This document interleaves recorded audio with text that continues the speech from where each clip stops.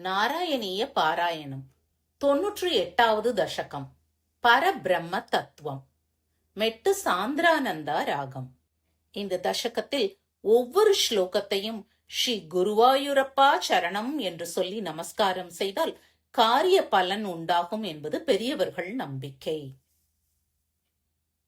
யஸ்மின்னே தத் விபாத்தம் யத இதமபவத் ஏன சேதம் யயேதத் योऽस्मादुत्तीर्णरूप खलु सकलमिदं भासितं यस्य भासा यो वाचां दूरदूरे पुनरपि मनसां यस्य देवा मुनीन्द्राः नो विद्युस्तत्त्वरूपं किमु पुनरपरे कृष्ण तस्मै नमस्ते.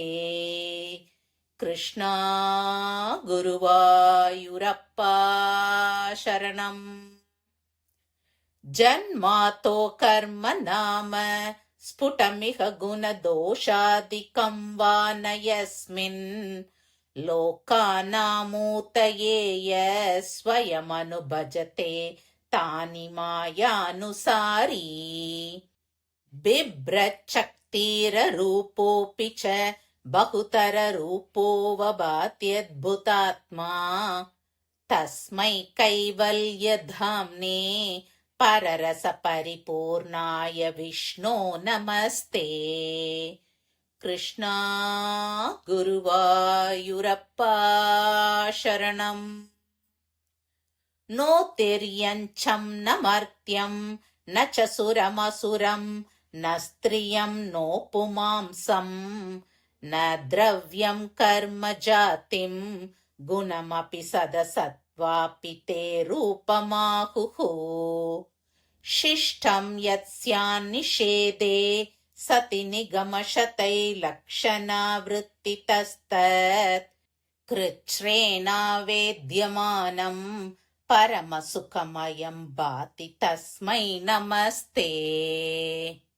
कृष्णा गुरुवायूरप्पा शरणम्. मायायां बिम्बितस्त्वं सृजसि महदहङ्कार तन्मात्रभेदैः भूतग्रामेन्द्रियाद्यैरपि सकलजगत् स्वप्नसङ्कल्पकल्पम् भूय संहृत्य सर्वं कमट इव पदानि आत्मना कालशक्त्या गम्भीरे जायमाने तमसि वितिमिरो भासि तस्मै नमस्ते. कृष्णा गुरुवायूरप्पा शरणम्.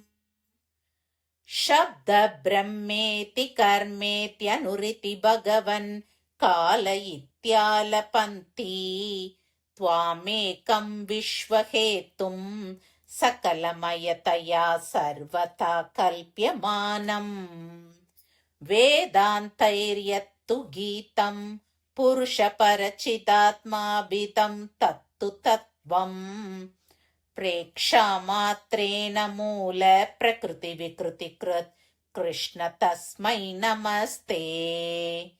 कृष्णा गुरुवायूरप्पा शरणम्. सत्त्वेनासत्तया वा न च खलु सदसत्त्वेन निर्वाच्यरूपा दत्तेया सावविद्या गुणपणिमदिवत् विश्वदृश्यावभासम् विद्या त्वं सैव याथा श्रुतिवचनलवै यत्कृपास्यन्दलाभे संसारारण्यसद्यस्तृटनपरशुतामेति तस्मै नमस्ते. कृष्णा गुरुवायूरप्पा शरणम्. भूषासु स्वर्णवद्वा जगति गडशरावादिके मृत्तिकावत् तत्त्वे सञ्चिन्त्यमाने स्फुरति तदधुनापि अद्वितीयं वपुस्ते.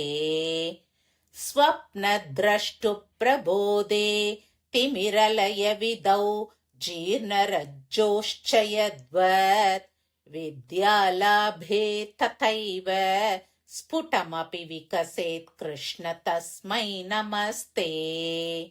कृष्ण गुरुवायुरप्पा शरणम्। यद्भीत्योदेति सूर्यो दहति च दहनो वाति वायुस्तथान्ये यद्भीता पद्मजात्याः पुनरुचितबलिनाहरन्तेऽनुकालम् येनैवारोपिता प्राङ्निजपदमपि ते च्यावितारश्च पश्चात् तस्मै विश्वं नियन्त्रे वयमपि भवते कृष्ण कुर्मः प्रणामम्। कृष्ण गुरुवायुरप्पा शरणम्। त्रैलोक्यं भावयन्तं त्रिगुणमयमिदं त्रयक्षरस्यैकवाच्यं त्रिशानामैक्यरूपं त्रिभिरपि निगमै गीयमानस्वरूपम् तिस्रोऽवस्थाविदन्तं त्रियुगजनिजुषं त्रिक्रमाक्रान्तविश्वं त्रैकाल्ये भेदहीनं त्रिभिरहमनिशं योगभेदैर्भजे त्वाम्। कृष्ण गुरुवायुरप्पा शरणम्। सत्यं शुद्धं विबुद्धं जयति तव वपुर्नित्यमुक्तं निरीहम् निर्द्वन्द्वं निर्विकारं निखिल गुणगण व्यञ्जनाधारभूतम् निर्मूलं निर्मलं तन्निरवधि महिमोल्लासि निर्लीनमन्तर् निस्सङ्गानामुनीनां निरुपम परमानन्द सान्द्र प्रकाशम्। कृष्ण गुरुवायुरप्पा शरणम्। दुर्वारं द्वादशारं त्रिशतपरिमिलत् षष्टिपर्वाभिवीतं सम्भ्राम्यत् क्रूरवेगं क्षणमनुजगताच्छिद्य सन्धावमानम् चक्रं ते कालरूपं व्यतयतु न तु मां त्वत्पदैकावलम्बं विष्णो कारुण्यसिन्धो पवनपुरपते पाहि सर्वामयौगात्। कृष्ण गुरुवायुरप्पा शरणम्।